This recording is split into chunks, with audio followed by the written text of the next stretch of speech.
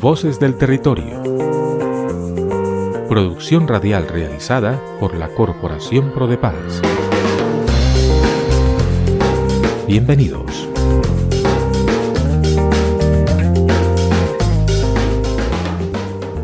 Se escuchan las voces, palpita mi región, se integran pobladores, se construye mi nación.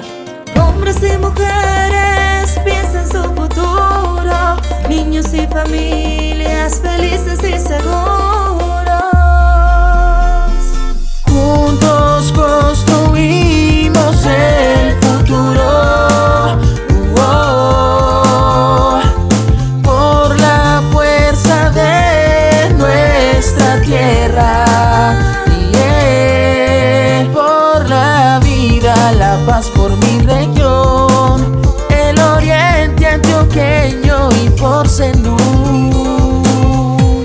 un territorio que es de todos. Programa de Desarrollo para la Paz del Oriente Antioqueño y la zona por Zenús, un proceso del territorio. Corporación Prodepaz.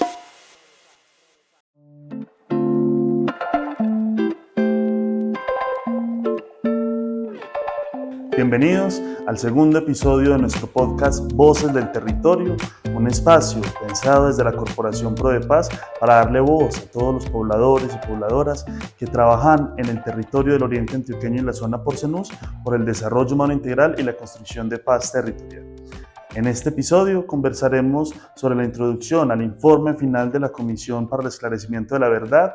Conversaremos un poco sobre el llamado que nos hace a todos y todas como ciudadanos en esa tarea de construir la paz, la reconciliación y la no violencia.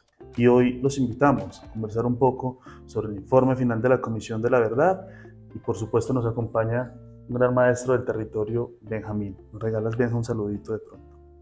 Sí, bueno, me llamo Benjamín Cardona Arango, trabajo en el Consejo Provincial de Paz y para mí es muy emocionante tener en las manos el informe de la Comisión de la Verdad porque llevamos, 30 años viviendo la guerra en este territorio y con la inquietud de cómo vamos a salir de la guerra, cómo vamos a conseguir garantizar a las víctimas el derecho a la no repetición. Gracias, Benja. Hoy queremos iniciar de una mirada general, un poco inicial e introductoria a lo que es el informe final de la Comisión de la Verdad y que esperamos continuar esta conversación en los territorios, por supuesto, pero también bajo estas plataformas digitales que nos permiten llegar a muchas más personas. Para dar introducción al tema, quisiera leer un pequeño apartado, convocatoria a la paz grande, el llamado que nos hace de manera muy especial la Comisión de la Verdad para recibir este legado. El fragmento, el llamado. Traemos un mensaje de esperanza y futuro para nuestra nación vulnerada y rota. Verdades incómodas que desafían nuestra dignidad. Un mensaje para todas y todos como seres humanos, más allá de las opciones políticas o ideológicas, de las culturas y las creencias religiosas, de las etnias y del género. Traemos una palabra que viene de escuchar y sentir a las víctimas en gran parte del territorio colombiano y en el exilio, y oír a quienes luchan por mantener la memoria y se resisten al negacionismo, y a quienes han aceptado responsabilidades éticas, políticas y penales.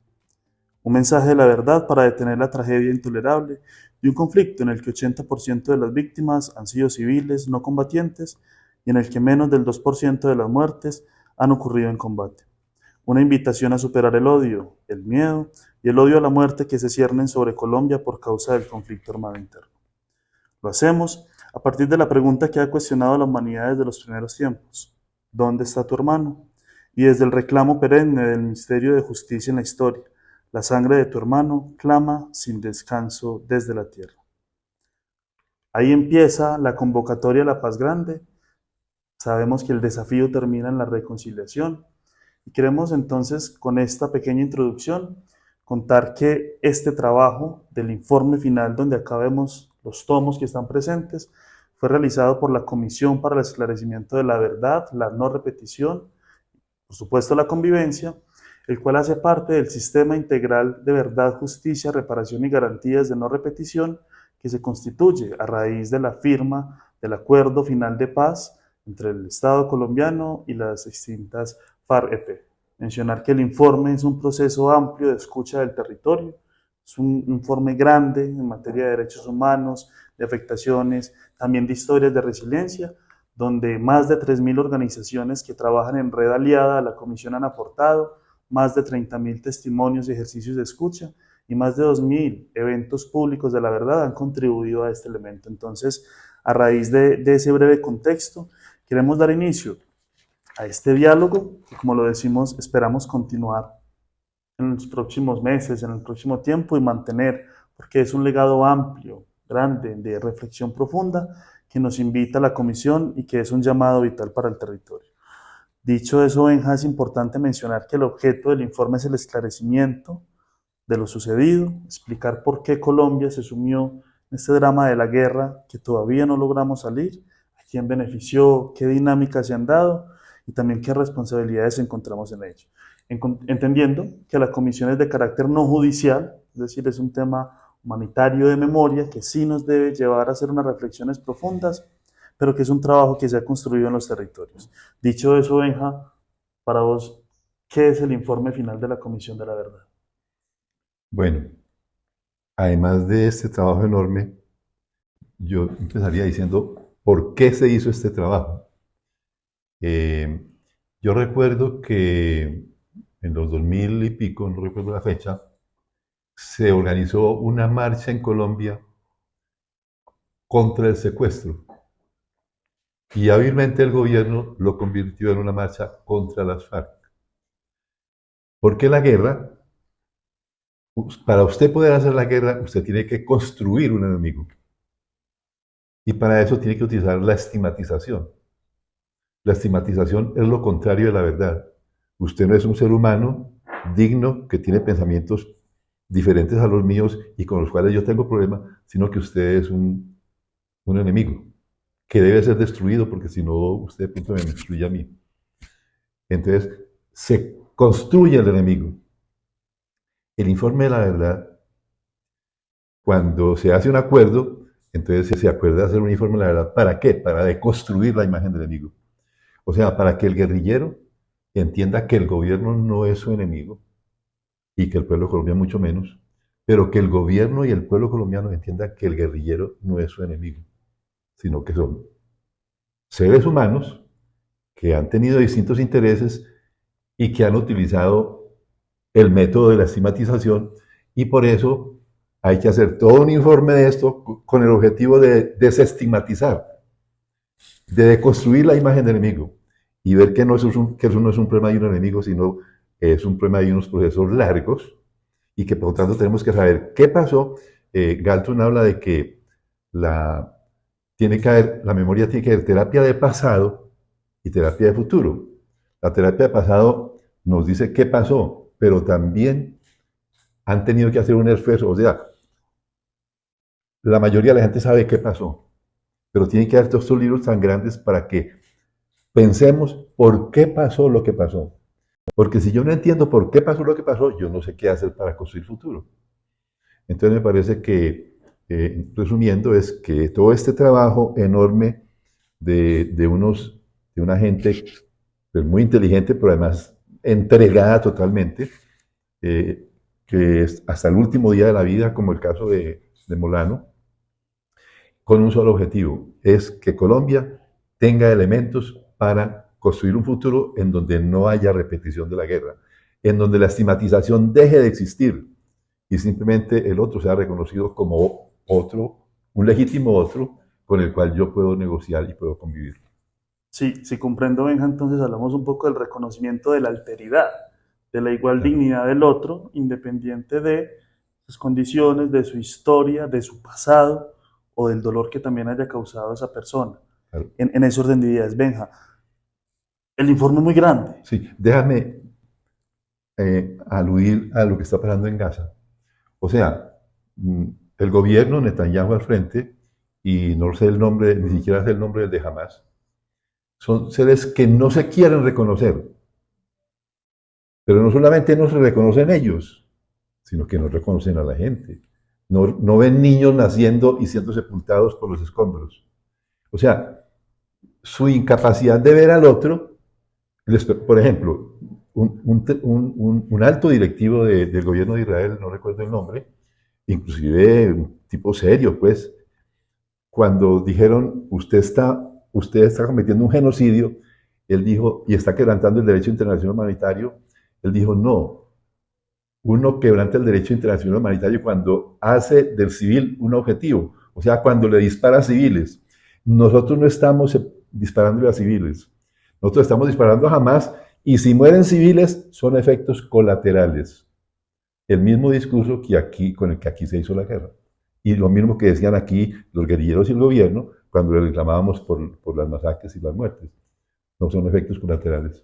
Benja, eso que dices es muy importante, porque es una situación actual que vive en el mundo, pero que hay otras guerras también, que vivimos también otras guerras en nuestro país, y que creo que complementa un poco este diálogo inicial de por qué, del reconocimiento del otro, y si no hay ese mínimo, pues no hay una posibilidad real de transitar por otros caminos. Y además nos dice Desmond Tutu, director de la Comisión de la Verdad en Sudáfrica.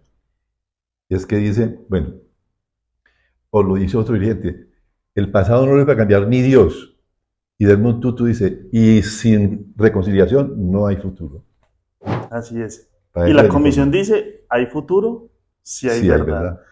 Y en ese entramado, Benja, es muy grande el informe. Es muy amplio, nos hablan de 64, 67 recomendaciones, se agrupan en 9 temas, y eso tiene todo lo que usted quiera de ancho y de largo. Recomendaciones a corto, mediano, largo plazo, enfoques étnico, de género, cultural, político y demás. Hay un llamado también específico a los empresarios, a las organizaciones sociales, al Estado, a los actores armados y demás. Pero para usted, Benjamín, ¿qué recoge como lo esencial del informe? Como cuáles son esos principales desafíos que el informe nos plantea, entendiendo que luego continuaremos la conversación un poco más detallada de qué nos habla cada volumen y cada tema. Para vos, Benja, ¿qué es lo fundamental o con qué nos deberíamos quedar del informe final de la Comisión de la Verdad desde una mirada general?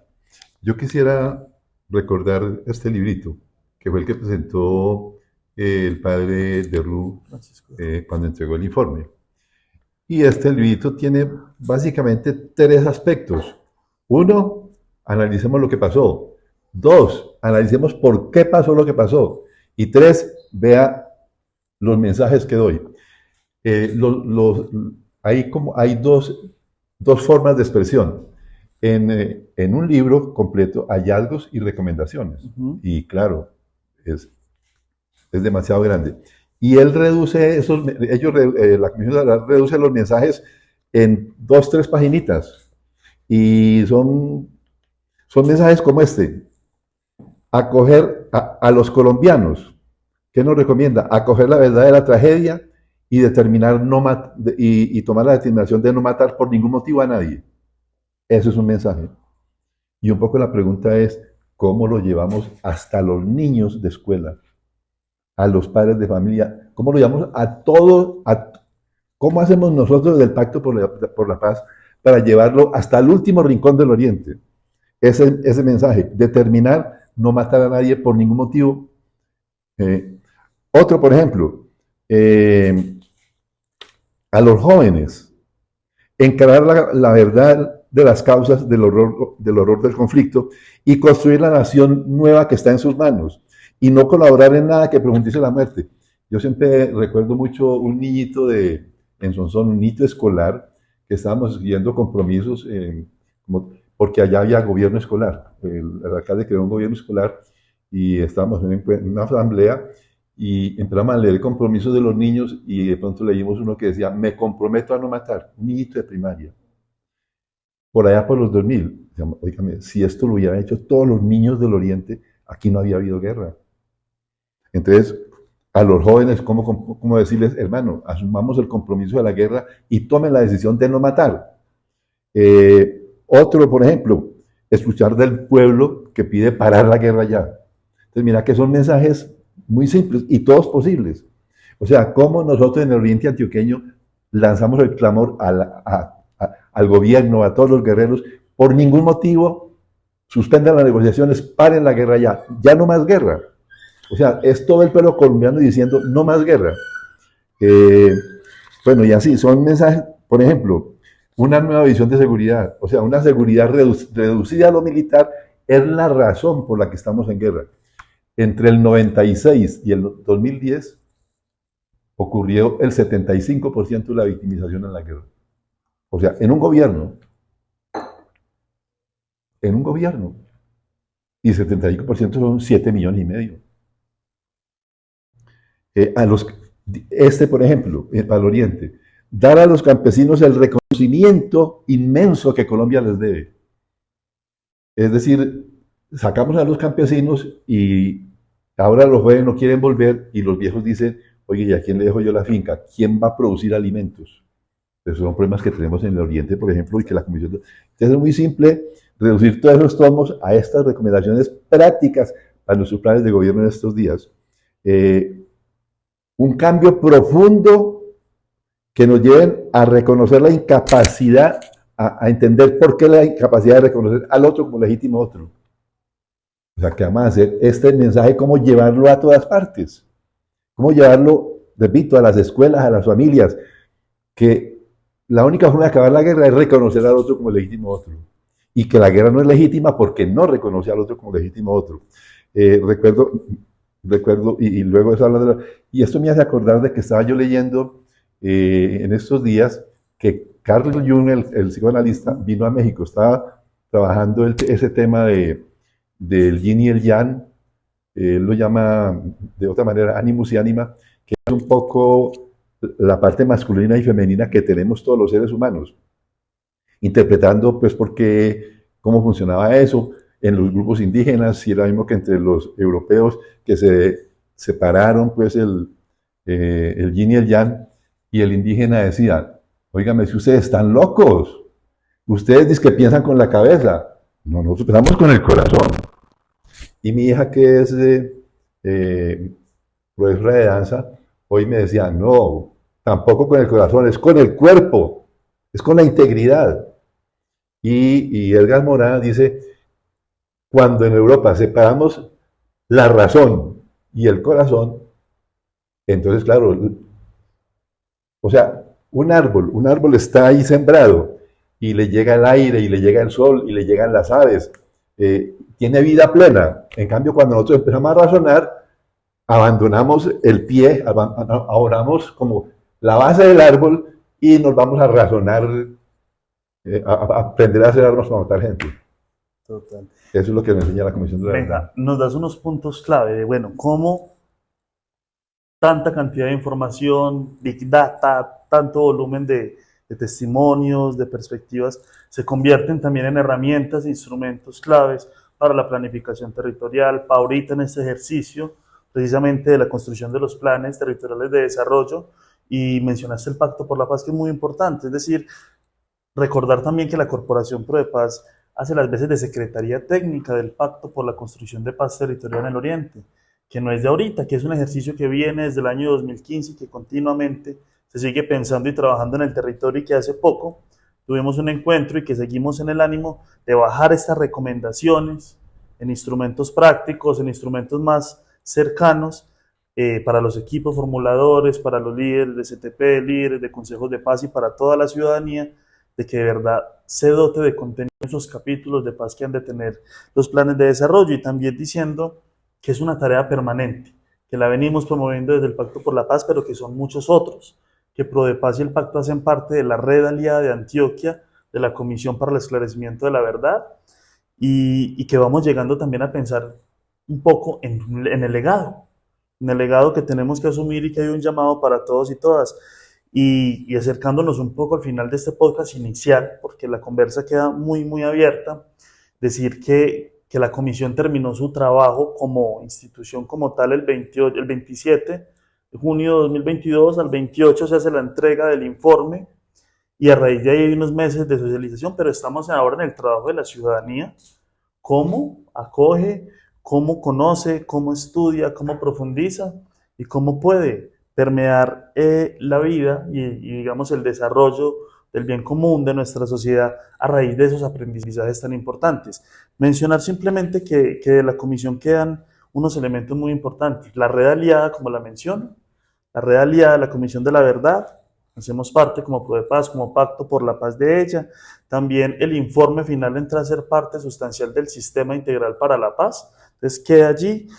Hay una exposición que también queda en el Museo Nacional de la Memoria de Colombia, que queda en Bogotá, del informe final de la Comisión de la Verdad, ahorita mismo está plasmado allí.